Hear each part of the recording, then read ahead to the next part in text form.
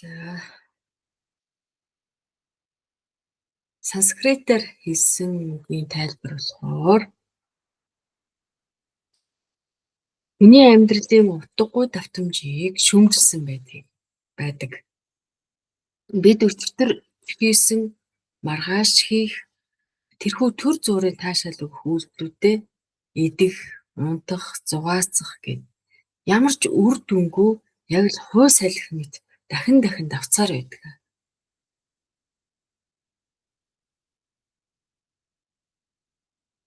Ухаанд тэрхүү нэгэн энэхүү хоосон тойргийг олж хараад үүнээсээ залхах уйдах ёстой байдаг бөгөөд улмаар жинхэнэ амар амгаланг хайх хэрэгтэй гэсэн санааг агуулж байгаа юм байна.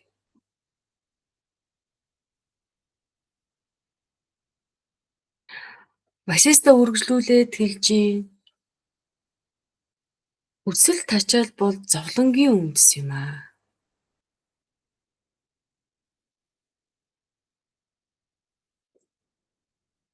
Үүнээс ангижрах цорын ганц ухаалаг арга бол бүх хүсэл хунлаа бүр мөсөн орхио.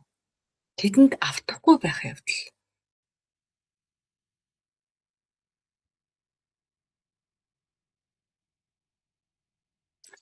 Багш бол бүх хүсэл шунлаа орхих гэдгийг болохоор ертөнцөөс тасрах эсвэл юу ч үгүй болох гэсэн утгаар биш, харин сэтгэл зүйн эрх чөлөө талаас нь тайлбарладаг. Тэгээ дөрвөн гол өнцгөр ойлгож болохоор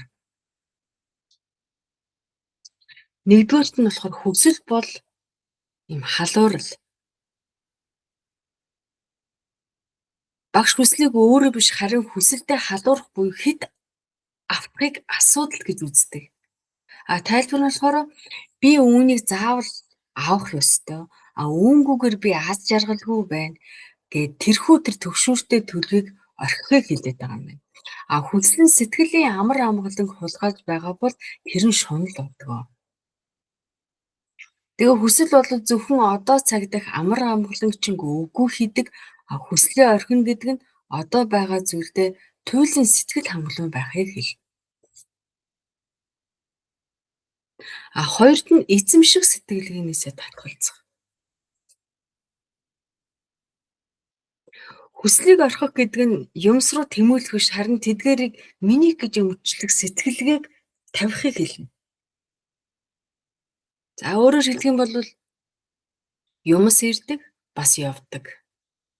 Тэдгээрийг ирэхт нь баярлаад, явхад нь гашуудахгүй байх тэрхүү дотоод орон зайг хүсэлгүй төлөв гэж байгаа. Чи юмыг эзэмших биш, харин тэдгээрийг төр зуур хэрэглэж байгаа зочин гэдгээ л ухаарчих. Гуравт нь хүслийг томруулах.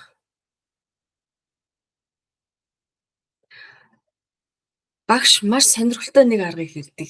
Хэрвээ чи жижиг хүсэлтэд зовоод байвал хүслээ бүх хүн төрөлхтний сайн сайхны төлөө болгож томруулаа. Өөрөөр хэлбэл би байшин авмаар байна гэдэг хувийн хүсэл зовлон авч энэ хүсэл танд ингэ зовлон авчираад байгаа бол бүх хүн оронтой болоосой гэж хүсэх. Залбирх нь бол үйлчлэл болон хувирчдаг. Хувийн жижиг хүсэл шунлаа орхиод илүү том зорилгын төлөө зүтгэхэд хувийн хүсэл аяндаа арилдаг. Ерөндөг нь ийм байна. Дөрөвт нь болохоор хүсэл бол зүүд юм а гэж ухаарчих. Йога Васиста сударт бодон багшийн сургаалд болохоор ертөнцийг майя буюу зүүд мэт үзэгдэх юм аа. Чи зүүдэндээ алт оллоо гэж ботход сэрсний дараа тэр алтны төлөө шунахгүй шүү дээ. Түн шиг энэ ертөнцийн бүх зүйл төр зүрийн хувирамдгай гэдгийг үнэ ухаарах үед хүсэл шунал өөрөө аяндаа хагдран ундаг. Үүнийг хүчээр орхих биш, харин ухаарлаар ангижрах гэж нэрлэдэг. Тэгэхээр Хүслээ орхих гэж хичээх хэрэггүй зүгээр л бясалгал хийж дотоод руугаа л ор. Чи дотооддоо асар их баяр баясгалан ханамжийг мэдрэх үед гадаад ертөнцийн зүйлс рүү тэмүүлэх шунал аяндаа сулраад ирнэ. Тэгээ чи жинхэнэ эрх зүйлийг тэнд мэдрэх болно. Тэгээ багшийн хүсэл шуналаа орхино гэдэг ойлголт бол сэтгэл ханамжтай байх, байгаадаа сэтгэл хангалуун байх. Тэгэхээр энэ дотооддоо дүүрэн байгаа хүн буднаас юм нэмж авах шунал төрдгөө юм байна. Ерөөсөө л ухаан нь лин юм байна. Тэгээд Рама минь энэ бол Брахман төлөв. Одоо хүсэлгүй шуналгүй байхын төлөв бол Брахманы төлөв буюу Бурханлаг төлөв гэж хэлдэг. Ариун, хүсэл шуналгүй, өвчин, зовлонгүй төлөв. Оюун санаа зөвхөн ямар ч хүсэл найдлаггүйгээр дүүрэн байх үедээ л жинхэнэ дүүрэн байдлыг л мэдэрдэг.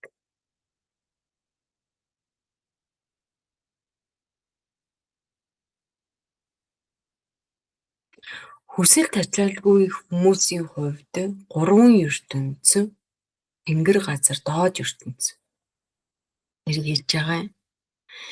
Энэ нь тугалын хөлийн мөр шиг өчүүхэн жижигхэн. Бүхэл бүтэн ертөнцийн мөчлөг нь ердөө л нэг агшин төдий харагддаг. Тиймээс оюун санаанд амар амгалан эргүүлэн авчрахын тулд тэрхүү үүмэлээд байгаа шалтгаан нь юу байна? Түүнийг үнцээр нь үгүй хийх.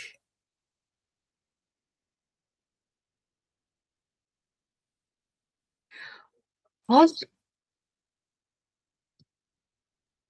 тэр үүсээд байгаа шалтгааныг үгүй хийх.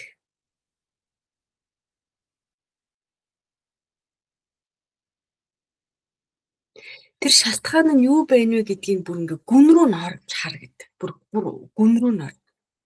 За эсвэл Рама минь Бали хаан шиг оюун санаагаа өөрчлөх замаар сэтгэлээ амирлуулж болно. Би чамд яг Бали хааны төвгийг одоо ярьж өгье. Тэр Вирочанагийн хүү Бали хэмээх Асура буюу Асур гэдэг нь одоо чөтгөр гэсэн үг юм байна. Тэрвний одоо хаан буюу Батала гэдэг доод ертөнцийг захирдаг гэж. Тэгээ энэ ертөнцийн эзэн Шири Хари гэдэг өөрөө энэ хааныг хамгаалагч нь байсан. Тэгээ тийм болохоор Тэнгэрийн хаан Индра хүртэл түүнийг одоо бүр шүтэж биширдэг байж. Бали хааны сүр хүчнээс болоод дадаа тэнгис ширгээд уус чичрэх мэт болдог байжээ. Бали хаан доод ертөнцийг асар удаан хугацаанд удирдах.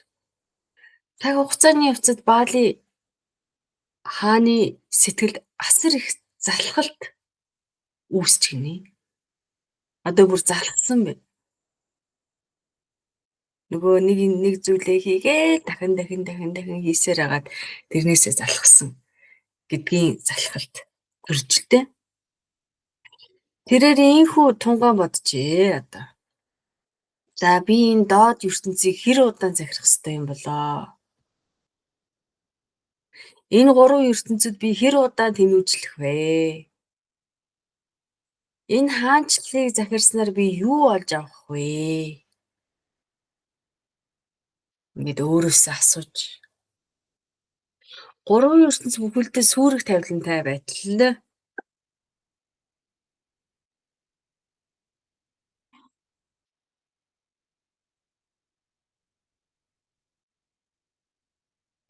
хэрхэн ийм зүйлээс мөнхийн аз жаргалыг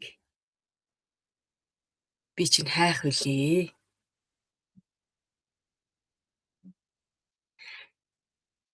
Дахин нэг л ийм жигшүүртэй, ичгүүртэй, утгагүй ийм таашаалыг дахин л бүтээд ижтхэн үйлүүдийг энэ ертөнцид өдөр бүрэл хийсээр байна. Хийгээл.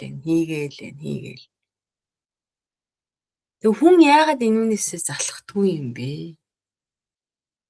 Нэг л өдөр нэг л шөнө дахин давтагдаад амьдрал энэ ертөнцид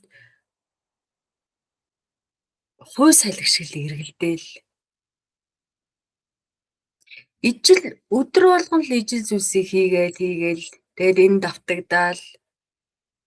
Тэгээд энэ давтагдсан үйл нь хизээ хөвөрч дуусар болох вэ? Энэ эцэс төгсгөлгүй эргэлтээс хүн хэрхэн ангижрах вэ? Яаж гарах вэ? Би энэ хуй салхинд хэр удаан эргэлдэх юм болоо? Энүүний ач тус гэж надад юу байна вэ? Тэгэд л ийхүү эргэцүүлэл бодож ирсэн. Тэгснээ гэнт нэг зүйлийг санаж гинэ. Эцэг Верочана хаан надад нэг удаа юу хэлж ирснийг би одоо санаж байна гэд. Би түүнээс эцэг минь ээ, энэ ертөнцийн үзэгдэл бүхэн давтагцаар байгаагийн эцсийн зорилго нь юу юм бэ? Энэ хизээ дуусах юм болоо? Энэ оюун санаа ингээд төөрөгдөд байгаа энэ төөрөгдөл хизээ арилах вэ? Юуг олж авснаар хүн туйлын үн мөнхийн сэтгэл ханамжинд хүрч өөр юу ч эрэлхийлэхэ болох юм бэ? ертөнцийн таашаал үйлдэлүүд нь зөвхөн төөрөгдлийг нэмэгдүүлдгээс цаашгүй. Тэгээд ч тэдгээрээр дамжуулаад дээд үнэнд хүрэх боломжгүйг би яг одоо харж байна. Надад би мөхөд амар амгалан орших тэрхүү аргыг хэлж өгөөч гэж асууж байж билээ гэд дурсан санаж байгаа. За өнөөдрийн мэдээлэл өндөрлөө.